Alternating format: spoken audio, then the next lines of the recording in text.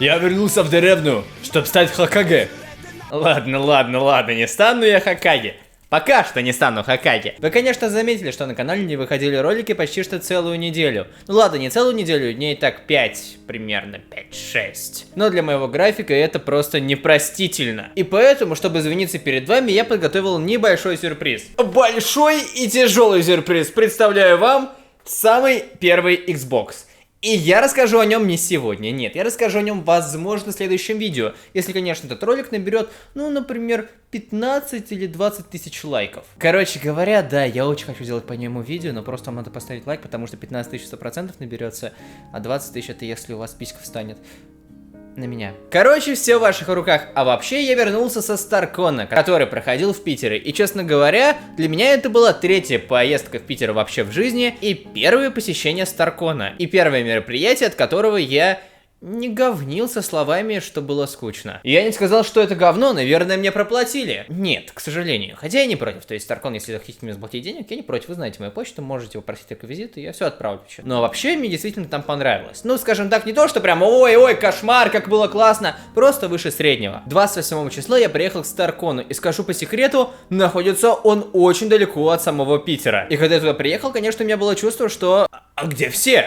Действительно, вокруг не было ни души. И я поэтому даже запилил фоточку для инсты. Типа, ой, смотрите, никого нет. Но все оказалось намного проще. Я просто зашел не с той стороны. И уже когда я оказался в помещении, где проводился Старкон, я, мягко говоря, не понял, куда мне идти. Казалось бы, небольшой коридорчик для особо одаренных, но я не понимал, куда мне идти. Поэтому шел, куда глаза глядят. А глаза глядели у меня на сиськи, точнее, на косплей. Да, первое место, где я оказался, была зона косплея. Точнее, турнир самого лучшего косплея, не, по-другому должно называться. Окей, я все понимаю, это был турнир среди косплееров, но туда вообще принимали всех без разбору. Я, конечно, не прям фанат косплея и тому подобное, но я фанат канона. И когда Харли Квинн выглядит вот так, или когда брутальный герой выглядит как чувак, ну, не способный поднять даже 2 килограмма, это, мне кажется, ну, такое. Но вообще многие выступления мне понравились, некоторые даже доводили до мурашечек. Особенно могу выделить выступление этих двух ребят, которые делали косплей на Король Лев. Но тут, честно говоря, не то, что они классно все сделали. Нет, просто их выступление было под музыку из Короля Льва. Ну блин, это читерство, честно.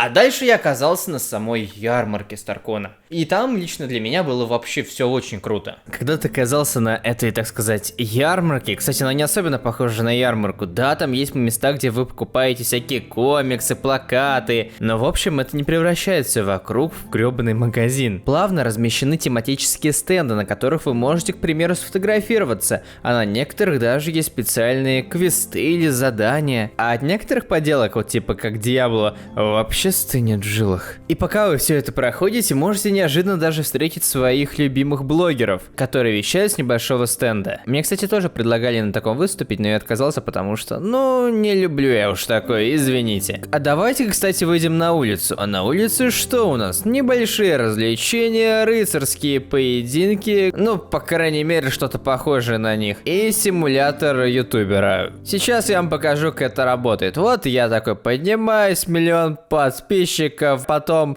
бац, и клоны Counter-Strike. Ладно, шучу, это был не симулятор ютуба, это был мини-складром. Вы что, подумали, что это правда? Нет. Кстати, интересная вещь на Старконе, которую, скорее всего, запомню на всю жизнь, это ниндзя на гироскутере. Ниндзя на гироскутере. Надо, пожалуй, отвлечься. Кину в очко. Попал в очко. Какая я умница, а? И за мое меткое попадание мне дали билетик, кстати, который я впоследствии отдал Савергону. Ну, типа, чё, почему бы и нет. А вот это как раз таки уже моя тема. Игровая комната. О, мой оргазм достиг максимума. Серьезно? Все, что находится здесь вокруг, это всевозможные игровые приставки, игровые платформы, которые были, существовали в нашем мире. Тут есть даже такие раритеты, как, например, первый Xbox, точнее не просто первый Xbox, а первый геймпад от Xbox, то есть выглядел он таким образом. А если уж говорить про раритеты, то, конечно же, некоторые прототипы шлема виртуальной реальности,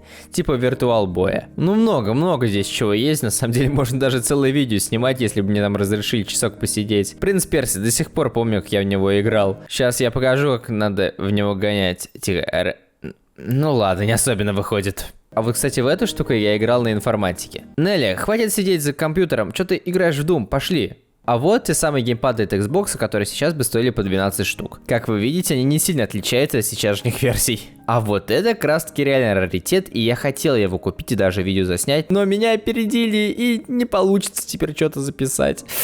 Грустно. Осталось лишь только вот такое напоминание. Так, что у нас тут еще? Стенды, Star Trek, стенды, фоткайся, всякие музеи голов. Кстати, вот эти вещи на самом деле прикольные. Но это не единственная интересная здесь вещь. Например, здесь очень много робототехники, но, к сожалению, на нее мало обращают внимания. Или, например, вот такие мини-музеи левши. Ну, кто не знает, что за музей левши, могу вкратце объяснить. Вот есть такие маленькие поделки, а когда вы смотрите в микроскоп, то там отчетливо видна фигура, которая, кстати, обозначена чутка выше. Через видео вы вряд ли поймете всю суть, но лучше это почувствовать и увидеть, конечно же, в жизни. А вот макет Союз ДМ. Как думаете, почему вы засунули сюда? Да дело в том, что 28 числа была прямая трансляция запуска корабля Союза МС-05. Вот как раз таки на этом было все построено, но, к сожалению, людей что-то не особенно было много на этой прямой трансляции запуска. Но, видимо, это не особенно интересно людям. Ну и после того, как я там походил, кстати, себе кое-что купил. Как видите, фон немножко изменился.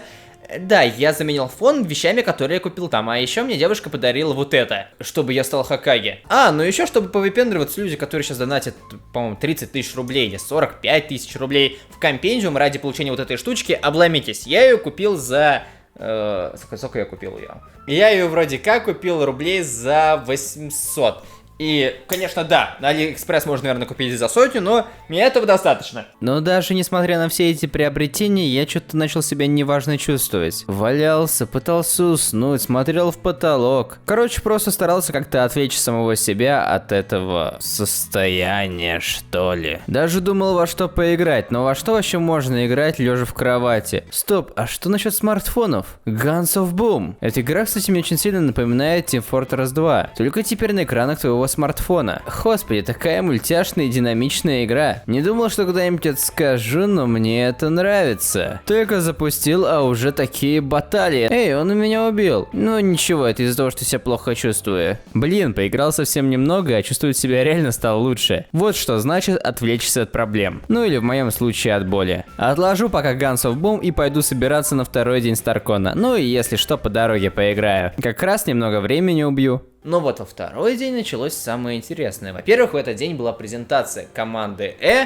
и предпоказ малыша на драйве. И, конечно, так как должен был быть предпоказ команды было очень много народу. Все такие, да, надо посмотреть, вообще будет все замечательно. Но вот тут как раз таки незадача.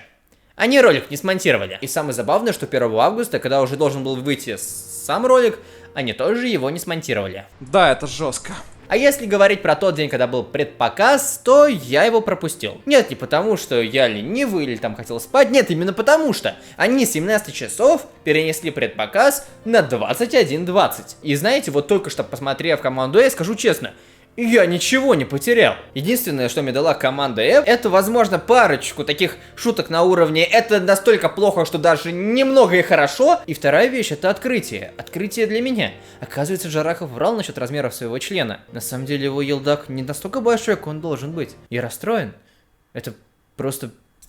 Я вырос на твоем члене, ой, в смысле, на твоем... Ой, короче, пилотная серия команды для меня вообще никакая. Я понимаю то, что это любительский проект, и на ютубе вообще мало кто такое делает, но зная уровень клик-клак и как ребята вообще дерутся за качество своих видео, я ожидал действительно чего-то получше. И вот второе, то, что мне понравилось, это малыш на драйве. Вот тут действительно все очень круто. Я, конечно, немножко не солидарен с тем, что говорят многие киноблогеры, просто когда они выпрыгнули из фильма, такие начали кричать: это La La Land только боевиком. Нет, это не La La Land и даже близко не то. Да, фильм просто наполнен этим драйвом, он интересен, но в общем это не шедевр, но для фильма этого жанра очень даже хорошо. Хотя, конечно, есть некоторые претензии, скорее к позициям героев в фильме. Ну, уж очень они быстро и странно менялись. А почему они менялись? Ну, там что-то почему-то у кого-то было, и вот на этом все строится. Но все-таки не настраивайте себя на какой-то офигенный фильмец. Просто идите как на обычный фильм, тогда он вам обязательно понравится. А с вами был Стин, желаю вам всего самого лучшего, здоровья, счастья, пишите ваши комментарии, и, конечно же,